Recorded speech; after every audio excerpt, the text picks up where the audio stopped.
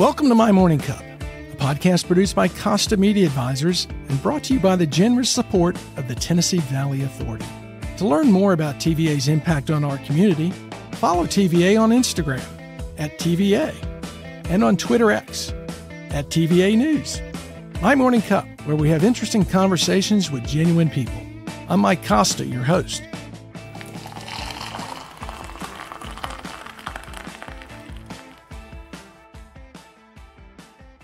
My guest this week is Captain Richard Sims. Richard is a longtime local broadcast journalist who is better known as an outdoorsman, fisherman, hunter, outdoor writer, and owner of Scenic City Fishing Charters. Richard, welcome to My Morning Cup. Before we talk about your career path from game warden to broadcast journalist back to the outdoor industry, let me ask, what's in your morning cup? Just regular old Maxwell House. Pretty simple? Yeah, and a spoonful of sugar. Spoonful of sugar helps the medicine go down. I just, one of my buddies that taught me how to drink coffee when I was a teenager still going duck hunting, and he always had a thermos full of coffee that, he got me tuned into because it was so cold and I was desperate for anything warm, and that's the way he drank it, black with a little bit of sugar. How many you do a morning? Two normally, yeah. And duck hunting's such a cold, I call it sport or hobby or. Yeah. You want something warm when you're out there. Yeah, cold, it's wet, it's helpful. dark. Yeah. And a lot of times it doesn't matter, what's in it. If it's warm, you want it. Well, I really appreciate you being here, and you've got a fascinating career. And I frankly didn't know the extent of your outdoor activity and how deep it was ingrained in you. I knew it was deeply ingrained in you by your father, but I worked with you for 15 years, or close to that, 10 years at News Channel 9. My retention of time frames is terrible. I couldn't remember how long you were there and we worked together. Yeah, well, I came in 2004 and you left in 12? 14. 14. Okay, yeah, 10 years. I can't believe it's been 10 years. Yeah. I'm like, golly. Yeah. So obviously found out over our years of working together your love of the outdoors. But I really wanted to start, as I said at the beginning, you grew up here in Chattanooga, right? I grew up in Chattanooga. I knew from the time I was a teenager that I wanted my life to be involved in the outdoors and conservation in some form or fashion. And so from the very time I was a teenager, I knew that was going to be my career track, was to move in that direction. Well, and from what I've seen in discussions with you, but particularly what you post on social media, your parents were really into the outdoors. Your mom and dad really seemed to have an influence on you in terms of what you wanted to do. Extremely. You hear a lot of people say, I wish I'd been born 100 years ago. My father wish that he'd been born an American Indian.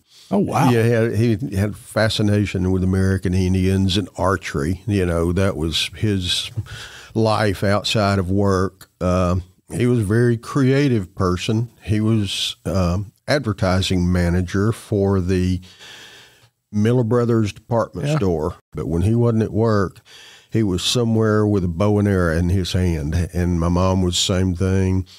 They were organizers of the Tennessee Archery Association, and Dad was on the board of the directors of the National Field Archery Association. And where did they get bit with that bug? I mean, why archery?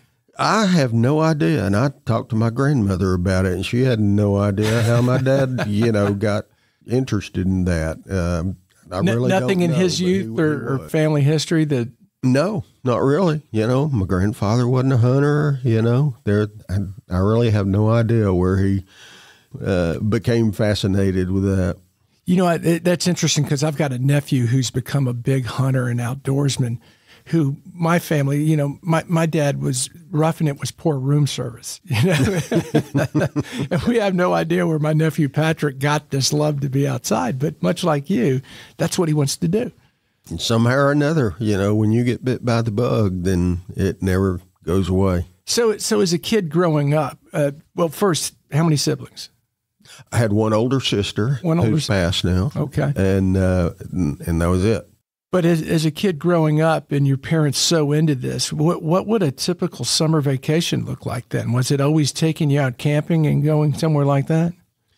I grew up on Chickamauga Lake. This was back in the days when companies, every major company in Chattanooga owned property on Chickamauga Lake that was strictly for employees. It was an employee perk, you know.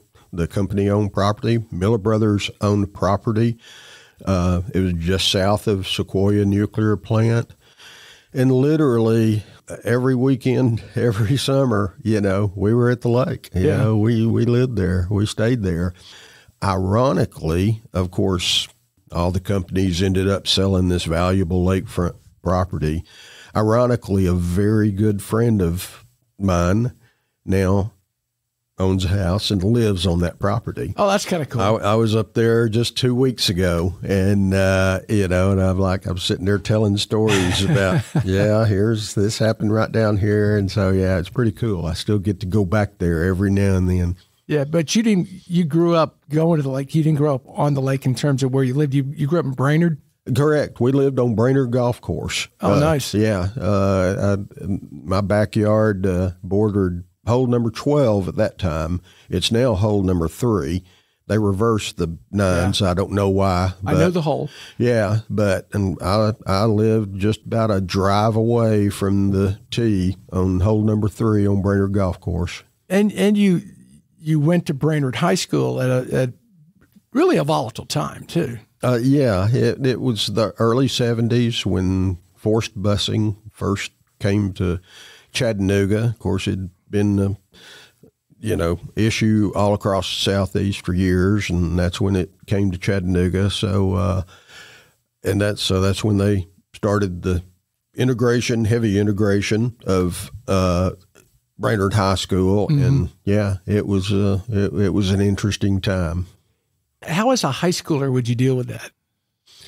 I'm sure every individual had their own, feelings and responses to it. I was not involved in high school extracurricular activities. I was the kid that went to school and left. So you were the 240 club.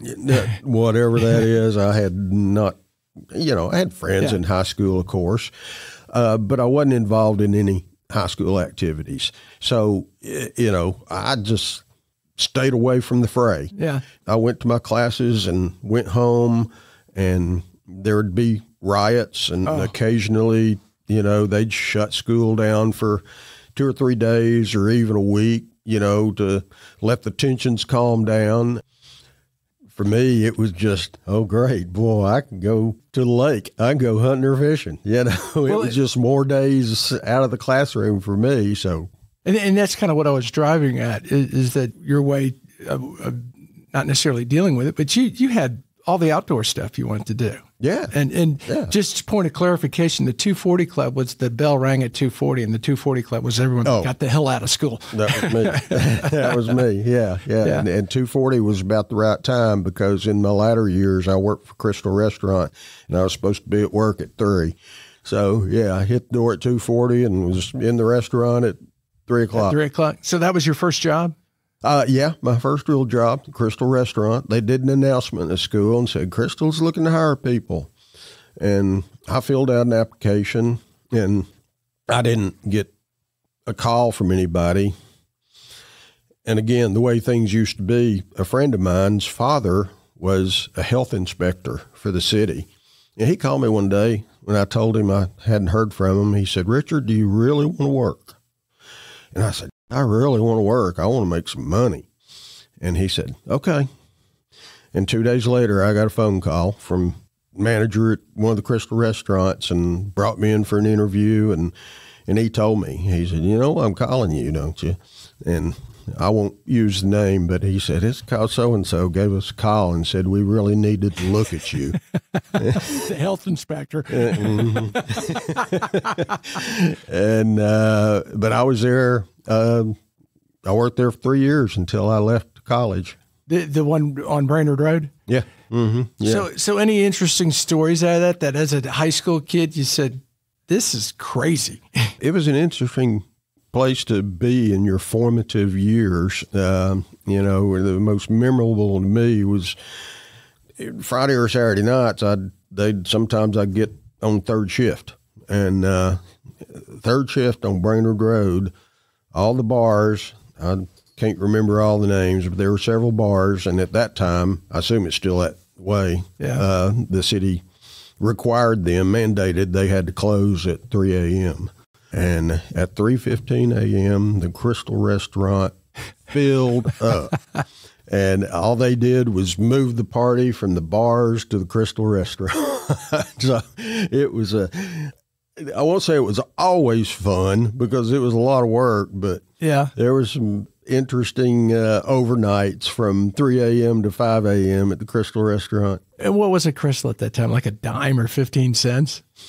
I remember when I went to work, they had been a dime, and I think they just went up to 11 cents. And of course, all the customers complained, about them going up a penny, and all the employees complained because they had to do new math. A dime was easy to calculate. It was like 11 cents. Oh no. Okay. Now I got carryovers. Yeah. So high school, you're at Brainerd, you're working at Crystal, but you're really spending your time as much as you can out on the lake or out hunting or doing something like that. Yeah. And, when you're that age, then those rare times you work a double shift, work 16 hours at the restaurant, and then after your 16-hour shift, one of your buddies pick you up and you'd head for the lake. Didn't think twice about it. Well, nice to be young. Yeah, I know. And now I couldn't make it through a 6-hour shift. Well, you only got to get through this podcast today. You're working your way through high school. It's time to go to college. You got a love of outdoors. Where are you going to go, and what are you going to do? My goal was to work for the Tennessee Wildlife Resources Agency, the state agency responsible for all the wildlife and fisheries and boating safety in Tennessee. So Tennessee Tech was the only state school in Tennessee that had a 4-year wildlife management degree. Is that still true today, or do you know? No, it's not true anymore. Now, all of the UT schools, UT Chattanooga doesn't have a wildlife program, but of course UT Knoxville has a wildlife program, and UT Martin out in West Tennessee offer wildlife management and fisheries management, et cetera.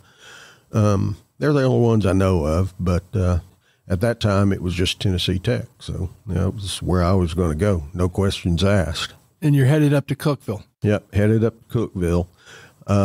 And that was more fun and more freedom than I should have had, apparently, because my first semester at that time we were on quarters. Yeah. After my first quarter, I was on academic probation, and welcome to the club. Quarter began in the fall hunting season. Yeah. So I was in the woods all the time. I think my first quarter I pulled a 0.8 GPA, and second quarter I pulled it up to a whopping 1.5.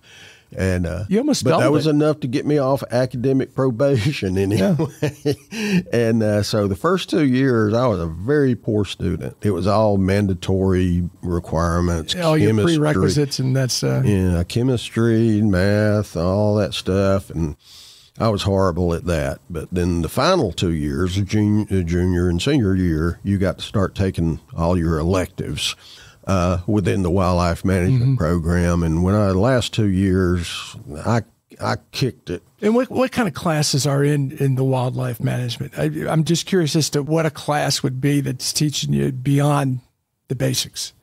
Be ichthyology, the science behind fish and different fish, physiology of different fish that live in different environments, the chemistry of the water and how that affects fish and fish growth, and that's where some of the chemistry became useful. Botany, one of our one of my assignments one year, the botany, the instructor broke us in groups of 4, said, come up here, one of you throw a dart at the map, and you threw a dart at the map, and he said, okay, in this quarter, your group's assignment is to identify every species of plant within a 1,000-yard radius of where your dot hit. And, of course, he knew them all. And we didn't even go to class. I think he'd have us come to class once a week just to check in on us. But our class was for the 4 of us to get together and head out in the woods and wander through the woods, identifying every single plant we could find. You had to like that. I did love it. It's one of the ones that's really memorable for me. Unfortunately, I don't retain it as well as I should, but I've retained a lot of it. And what I don't remember offhand, I know how to find it real quick. You know, I'm a pretty good Googler. Well, and what I find interesting, you got this love of outdoors, and you're really immersed in it. But your junior year, you find out you need a minor. And that was a pretty big choice you made in terms of how it affected what you did a good portion of the rest of your life. It was completely accidental choice. I mean, I actually had some interest in writing. I used to write stories about my hunting trips in high school. I'd come home and I'd write a story about a weekend hunting trip and stick it in a drawer somewhere. I was always interested in that aspect of it. But my minor that, I'd mentioned to you I didn't know about it. Yeah. I had a really poor college advisor, and I didn't know I was required to have a minor degree, X number of hours in a secondary degree to your major. And I didn't find out until my junior year. And I was really upset. And I went to my advisor, and I was in kind of a perturbed state of mind and said, what's this about a minor?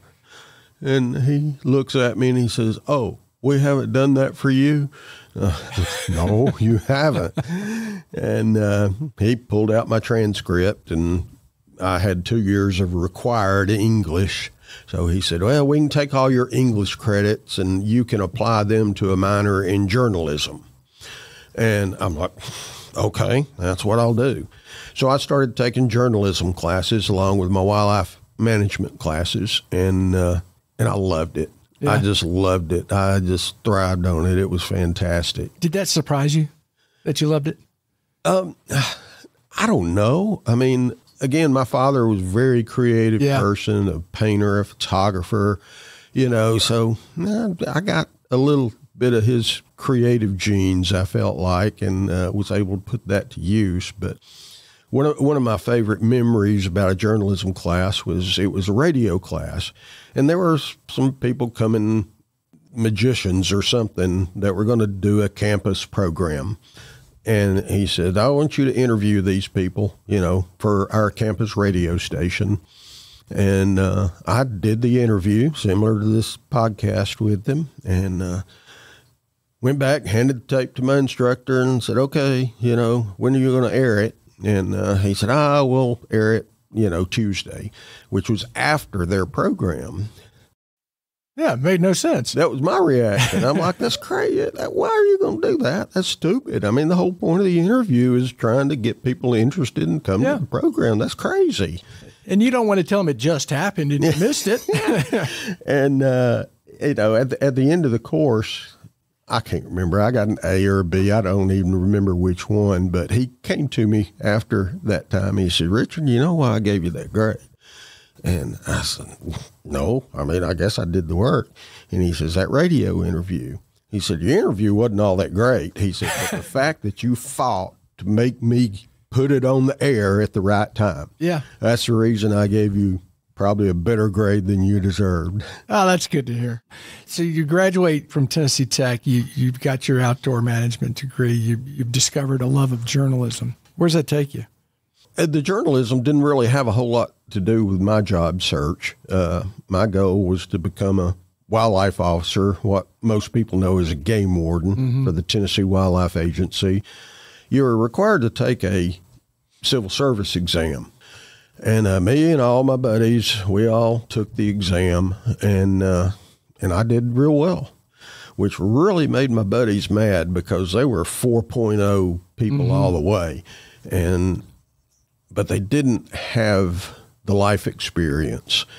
And it was a test that geared a lot toward life experience. Yeah. And so they were so anyway, I ended up getting a job as a wildlife officer, and none of my friends did, but we're still friends anyway. So, and where was that?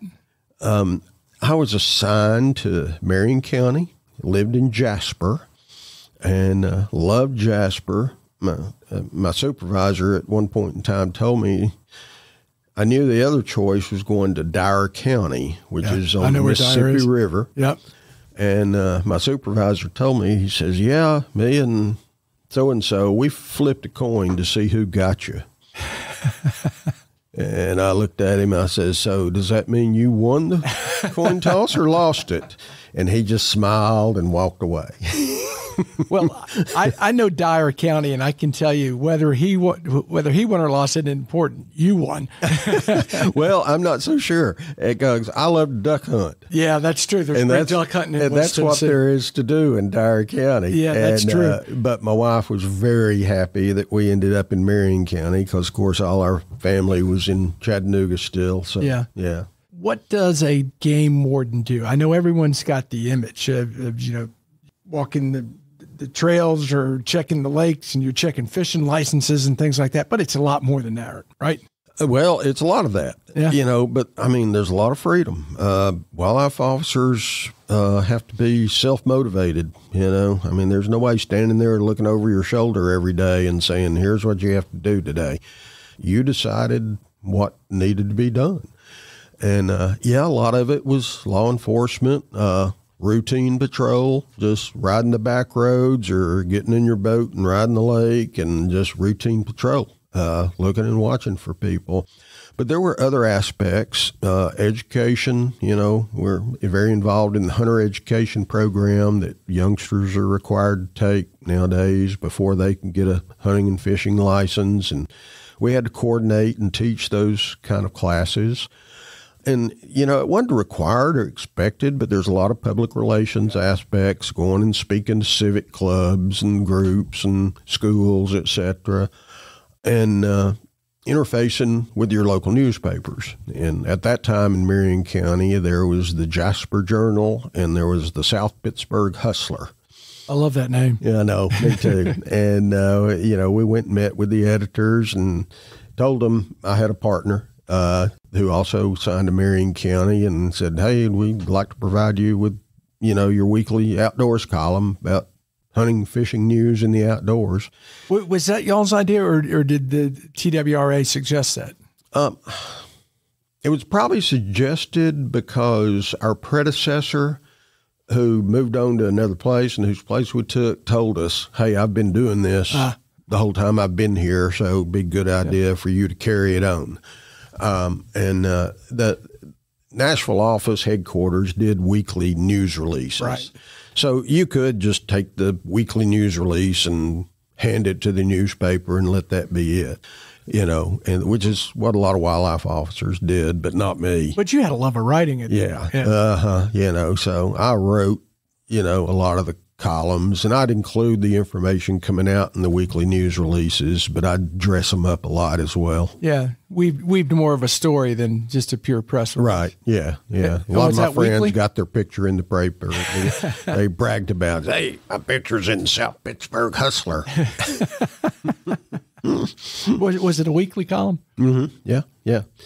And because I was really interested in that and showed an interest, at some point in time, the folks in the Nashville headquarters, got wind of it and started looking at my stuff. And one of the guys, the head of they called it information and education, but it's the head of their PR department, called me one day and said, hey, Richard, I'd like to come down and ride around with you one day, maybe shoot some pictures, and which they're always needing that. And I'm like, yeah, sure. So he came down and we rode around on routine patrol one day and did all the stuff I normally do. And, but it was an interview. I didn't know it at the time, but it was an interview. And, and a week or two later, he called and offered me a job in Nashville, which was, it's kind of hard because we really loved being in Marion County. My wife, Barbara, taught at Marion County High School. But anyway, we made the move. So did that take you out of the field and into a desk job in Nashville? I was the photographer. I was the assigned photographer for the State Wildlife Resources Agency. So if anything needed to be photographed, whether it be official events or illustrations for news releases or illustrations for our magazine, we had a monthly magazine at that time called Tennessee Wildlife. It was my job. I had photography for it. So it was literally the best job in the world because I had a budget and I could just go to my boss and say, hey, we need some pictures of bears. So I'm going to the Smokies for 3 days. And I'd go to the Smokies for 3 days and look for bears. And next week I'd say, hey, we need pictures of eagles at Reelfoot Lake. So I'd go to Reelfoot. I'd go to Reelfoot Lake for 3 days. So I just traveled the state from one end to the other. How old were you at this time? At that time, you're going to make me do math. 80, well, it's not 11 cents or 10 cents. I was 26, 28, in that range. Yeah. What a great way to start your career doing what you're passionate about. Like I say, it was a dream job. It was fantastic. And I moved around, had a couple of different titles and assignments, but always within the information education division. And at one point in time, that's when video was catching on really big, and they came to me, and I always remember the amount. They say, here's $100,000. We want you to create a video production. And you're still a pretty young guy, and they're giving you, and $100,000 is still a lot of money today. Yeah, and I went out and bought a 3/4-inch edit bay and video camera and all the assorted tools that went with it. Did you teach yourself?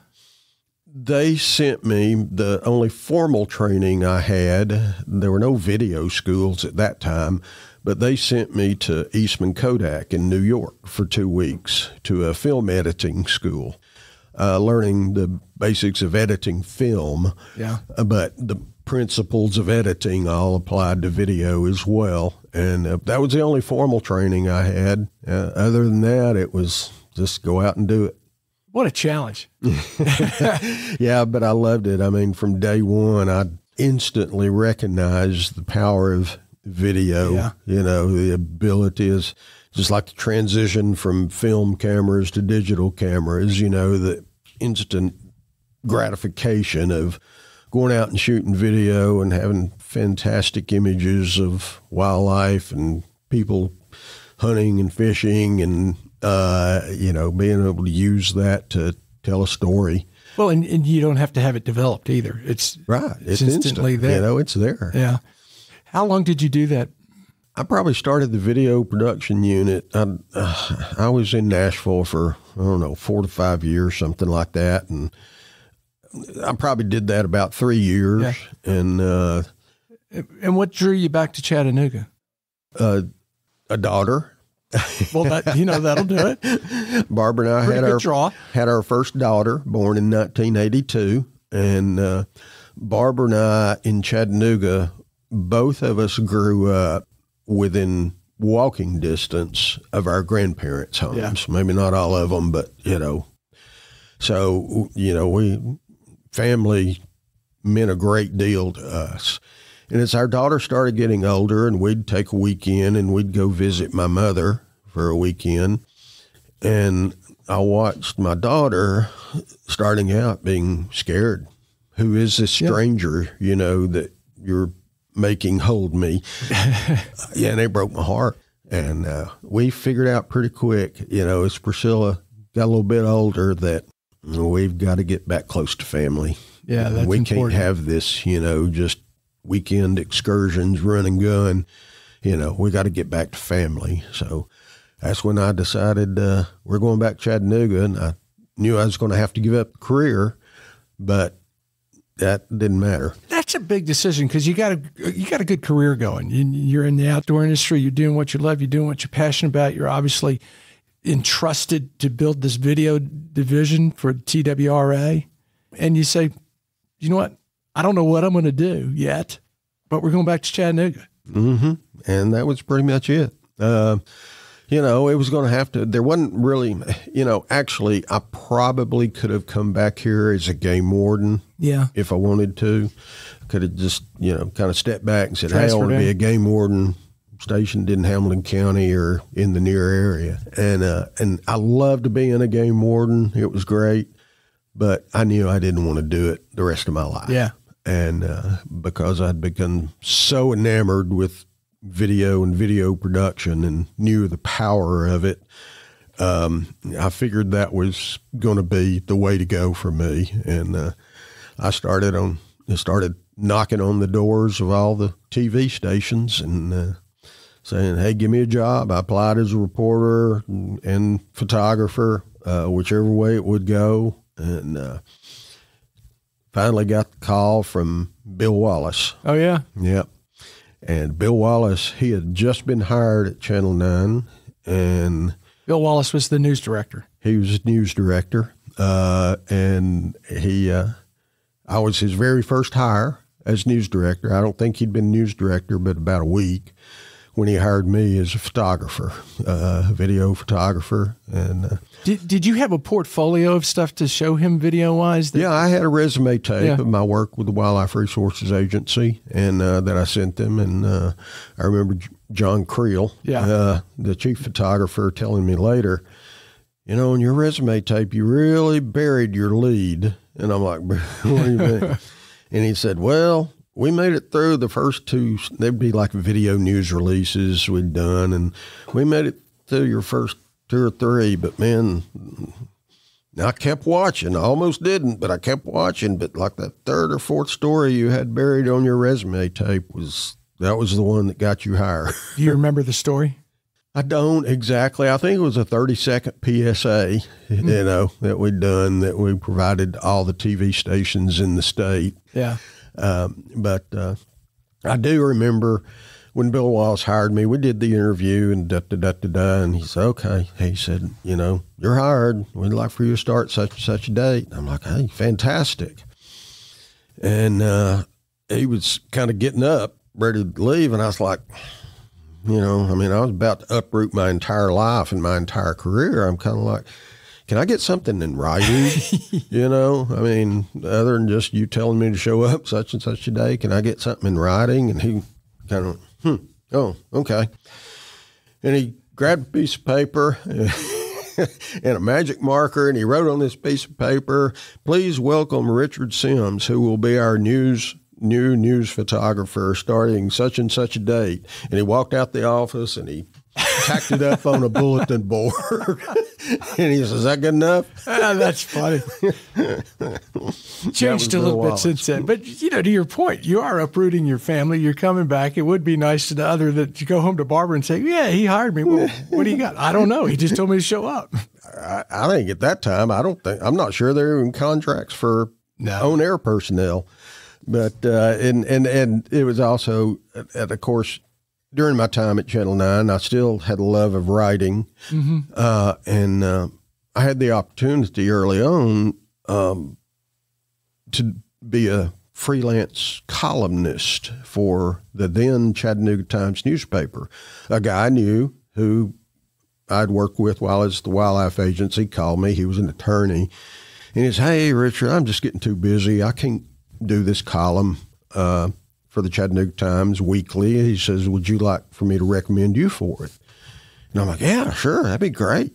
Mm-hmm. So, you know, they called me and said, yeah, we'd like for you to do our weekly column, so on and so forth. They read some of the stuff I'd written. And so I wrote my first column for it, and it popped up in the Chattanooga Times. Boy, the next day, Bill Wallace called me in. He says, Richard, why didn't you tell me about this? And I'm like, well, Bill, I didn't really think it was any of your business. I mean, it's outside my work time. And he's like, well, this is kind of, you're working for competition. And I'm like, Bill, you want me to write a weekly column for you? Well, no, we don't really have a place for that. I'm like, there you go. So, no, it's not competition. He ended the conversation. I just wish you'd told me about it. and from my standpoint, I could see that. In hindsight, sure, I can see it. Probably would have been a smart thing to do, but I was still pretty young, so I wasn't very young smart. And someone's approached you, and you're getting a chance to do what you love, write about the outdoors. So you did that, and then the Times Free Press the Times ceased to exist and became part of the Times Free Press, and the column just went to that.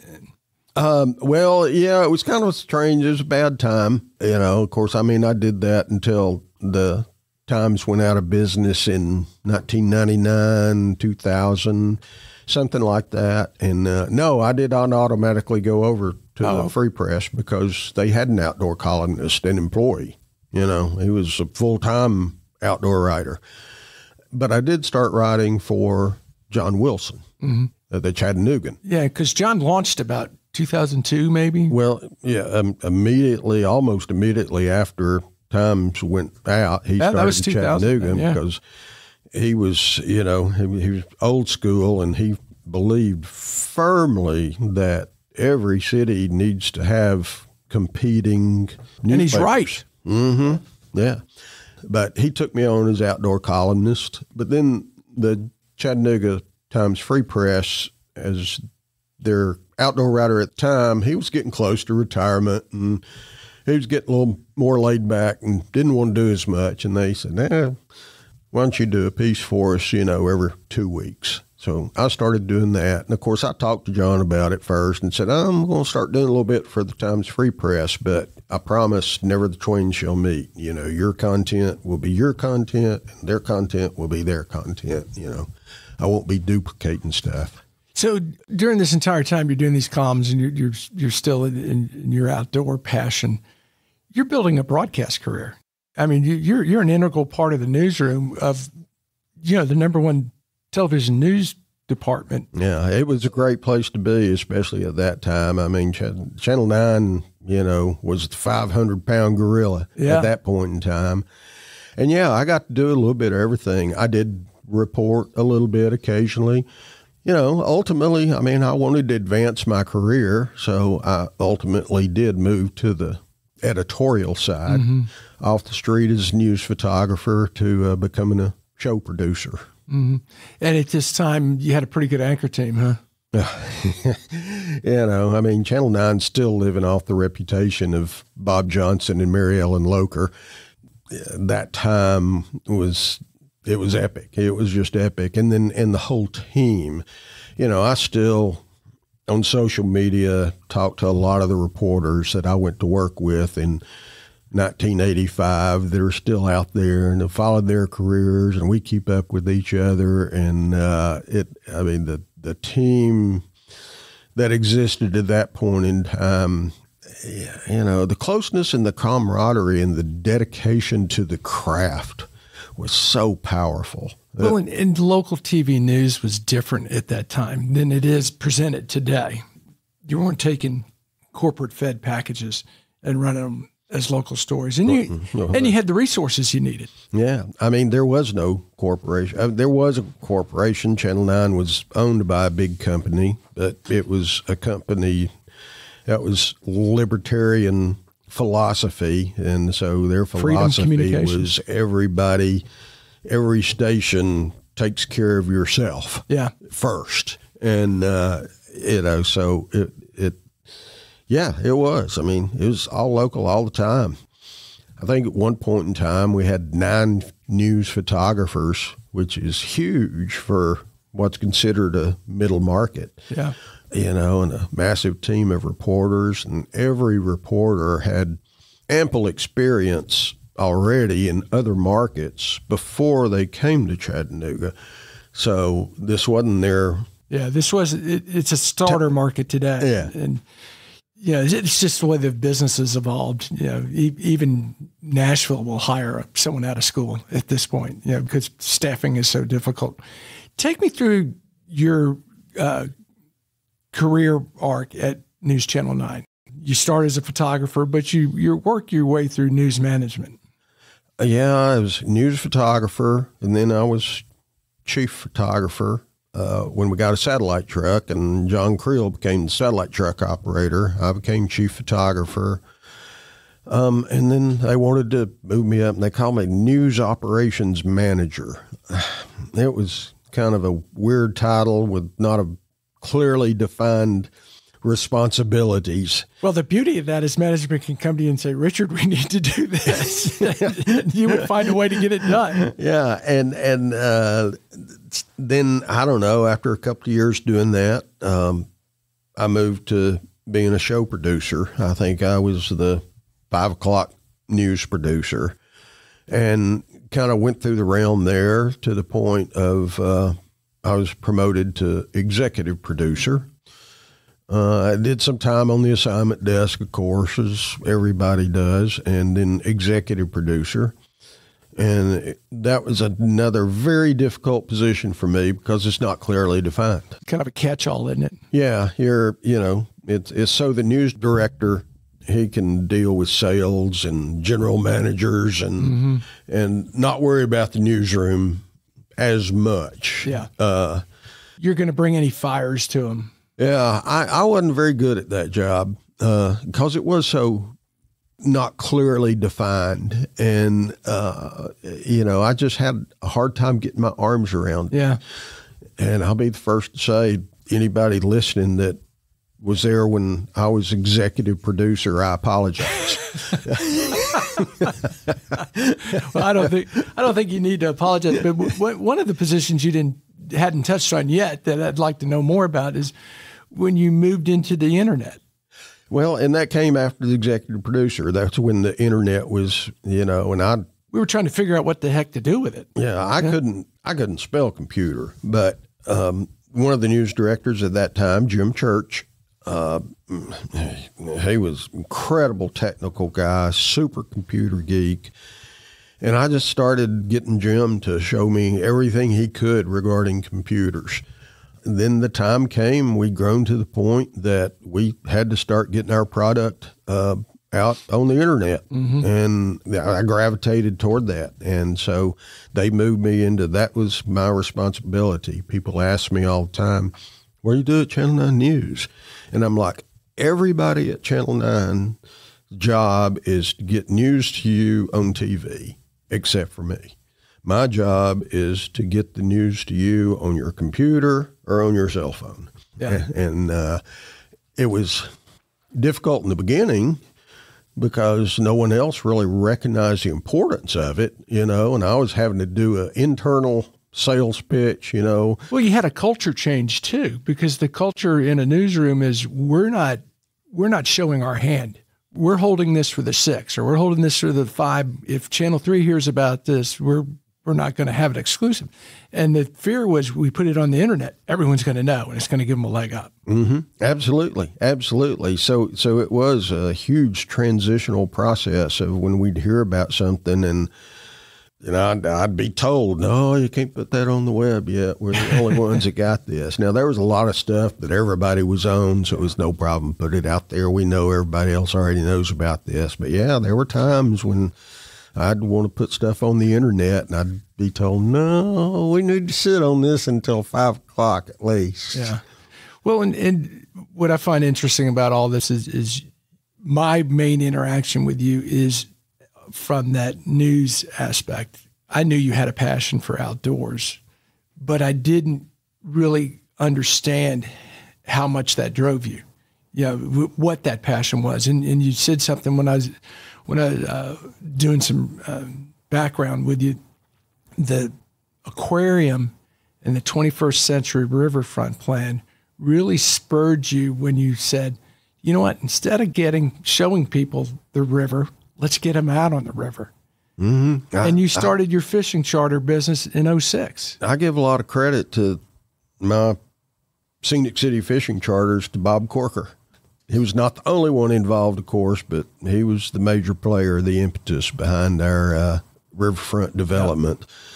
And that, of course, was just the icing on the cake to the aquarium. Yeah. and the aquarium had already started the process. But he recognized the need to keep improving. Yeah, we had the aquarium, and everyone was kind of like, oh, this is great. We did a wonderful job. Yeah. And he said, no, we got more to do. We can't stop there. Yeah. Absolutely. And just as you said, I'd always fished, and I just saw this riverfront in Chattanooga gravitating to the river. And I'm like, there's a niche there. There's got to be a place for me to get people off the riverbank and on the river and out there enjoying our natural resources firsthand. So you started this as a weekend gig. Yeah, I got the idea in 2005 through my digital experience with Channel 9. I'd learned a lot about internet and web page development and all that kind of stuff, and spent a large part of 2005 creating my web page, and premiered it in January 1, 2006, and sat back and waited for the phone to ring. And it didn't take long, the phone started ringing pretty soon. Pretty much an instant success. Yeah. And no, there was growing time, but throughout 2006, I mean, it was midsummer 2006. I'm like, this is going to work. I mean, and going to work to the point that it was an adjustment for Barbara, that I worked 5 days a week, Monday through Friday at Channel 9 News. And then every Saturday and Sunday, I was on the river guiding clients. And so it was an adjustment for my family as well, because I was a lot of times working 7 days a week. How many years did you do the 7-day-a-week gig without really? I started in 2006 and quit Channel 9 News in 2014. So I did it from 2006 to 2014. That's, 8 years? That's a labor of love. Yeah. And then when I left Channel 9, I was able to go full-time, and I was guiding 4 and 5 days a week. What drove that decision that you finally said, I'm going to go full-time? Because if you're having that success, why didn't you go earlier? Or was it just that? My intention was to leave Channel 9 when I turned 55 in 2009. That was my intention. And then that time came, and I sat and I thought, I'm like, I love my job. Yeah. It's fantastic. Well, you were good at it too. I wake up in the morning looking forward to going to Channel 9 and do my job because I love it so much. And I'm like, I'd be crazy to give that up. Yeah. That'd be stupid. And so I continued. And then it was 2.5 years later when the other corporation came along. So it didn't take but about a year and a half for me to say, no, this isn't going to work. But it's nice you had an alternative. Oh, absolutely. Yeah. I mean, if it hadn't been for that, I'd have been forced to put up with it or figure out something else to do. So going full-time and working for yourself, was that a big adjustment for you? It was. It requires a lot of self-motivation. You've got to be dedicated. Back to like a Game Warden. Have done it if it had not been for the fact that Barbara, my wife, was still teaching at the time. Yeah. So I could go on her health insurance. It would have been impossible for me to do if it had not been for that. But I went on Barbara's health insurance, and so that monkey was off my back. I could just concentrate on the business and growing the business. And like I say, by that time it was going gangbusters. I don't know. I mean, at one point, of course, winter's always slow. People don't want to get out on the water at the winter time. Yeah. And, but I was typically doing 150 to 175 guide trips a year. Plus I was still freelance writing on the side in addition to that. So, it worked great. It was wonderful. Talk a little bit about the guide service today. You grew it by basically working with other guides as freelancers, right? And rather than bringing on employees. Right. Yeah. And it wasn't by design. It just happened. I met a young man 12, 13 years ago. He's a teacher. He asked me if I'd take some of his students. He liked to reward his students at the end of the year, his high-performing students. And he called me and said, hey, will you take me and my kids fishing? He was going to pay me. Mm-hmm. And I'm like, yeah, sure, I'll take you. I don't want your money. Yeah. And that's how he and I got to know each other. And he fished, and he loved to fish. And at one point in time, he said, hey, I'd like to do this. I'd like to guide, but I don't want to do all the background stuff. Can you set me up? And so I started booking guide trips for him. Then a couple of years later, somebody else came along and said, hey, I know you're booking fishing trips for Captain Simons. I'd like to do the same thing.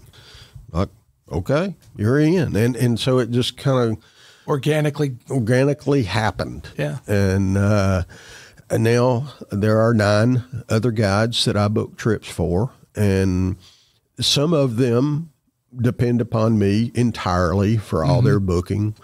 Some of them have their own independent businesses and websites and the whole 9 yards, but they recognized the power of the Scenic City Fishing brand and the fact that I've been at it so long and pretty well known in the industry out there in the world. And, so they came to me and said, hey, I'm going to still do my own thing, but I'd like it if you would help me and throw other trips my way.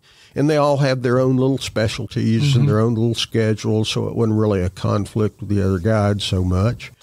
And so I started doing that. But so now we're up to, I still do a few guide trips, so there's actually 10 of us who guide. If someone wants to get in touch with you about a trip, how do they get in touch with you? Email, phone, or text. I do no paid advertising. It's all Google driven, So just Google Scenic City Fishing and they'll find you. Google fishing in Chattanooga. And they'll find you. Chattanooga Fishing Guides, yeah, you'll find me. Well, SEO so well that you're probably risen to the top of the search. I knew it reasonably well, and I knew it good enough, well enough. But if I had to go back and rebuild stuff now, no. That's why we have AI. Yeah, that's true. I do want to hit on 2 more things before we finish up. One of them is explain noodling and why your daughters were so good at it. Noodling, there's about 2 months of the year that when catfish spawn, making baby catfish, they find underground holes and cavities along the riverbank or lake shore to build their nest and lay eggs. That's what catfish do. And so during that time, and that time only, American Indians, by my understanding, discovered it first, that you go along the lake shore and find holes in the riverbank, and you run your hand up in that hole, and you either feel a catfish or the catfish finds you by clamping eating on your hand. And I had friends who did that, and they were producing a video. Yeah. And they were up toward Knoxville, Watts Bar area. And the video he was producing, it was back during the Girls Gone Wild craze. Yeah. He was doing a video called Girls Gone Grabbling. And grabbling is another word for noodling. And so he was taking off on the Girls Gone Wild craze and doing Girls Gone Grabbling. So his video was 100% women who were out noodling for catfish. And my daughter was in UT Knoxville at the time. And I took her down and introduced her, and she met the guy's wife, and they really clicked. And so the entire summer he was filming that video, Priscilla was on about half of their trips. Yeah. And, of course, she got her sister involved as well, who would come up and go on some of them. And the fact that she just did it so much, and she was good at it. Well, you can still go on YouTube and see the videos. Yeah, they're all over YouTube. If you go Google Girls Gone Grabbling, you're going to find it somewhere or another, and you're going to see Priscilla at some point in time. And Well, tell Priscilla if she gets a spike out of this, I'm sorry. But yeah, she and the others got a lot more than their 15 minutes of fame. Yeah. I do tell the story. Maxim magazine, because he was so successful at his Girls Gone Grabbling marketing, Maxim magazine picked up on it. Did they really? Yeah, and they put a little blurb in Maxim magazine, hey, new video on the market, Girls Gone Grabbling. And Priscilla and my daughter were on the cover. And I went in Channel 9 one day waving at Maxim magazine saying, hey, look, my daughters are in Maxim. And everybody's looking at me like, you're proud of that? Well, you know what? You're a proud dad. I was very proud of absolutely. All right, Richard, before I get to my last question, I need to remind listeners who makes all this possible. Thank you to the Tennessee Valley Authority for sponsoring My Morning Cup. Follow TVA on social media to learn more about its multifaceted mission of service and visit TVA.com/do-good-here to explore exciting TVA career opportunities. All right, here's the last question that I ask everyone. What would you tell your 25-year-old self is important for a happy life? Family. Yeah, that's it. Huh? That above all else. I think you proved that.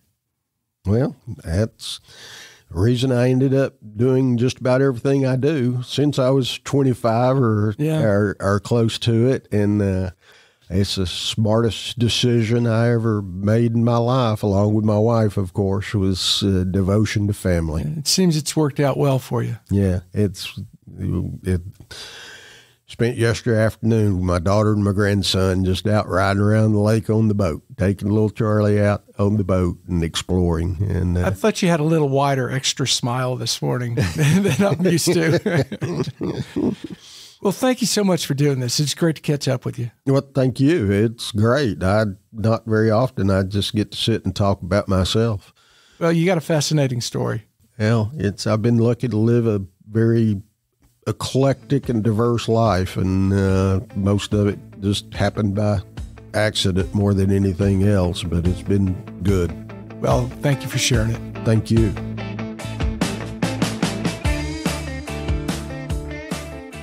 Thanks for listening to My Morning Cup, a podcast by Costa Media Advisors.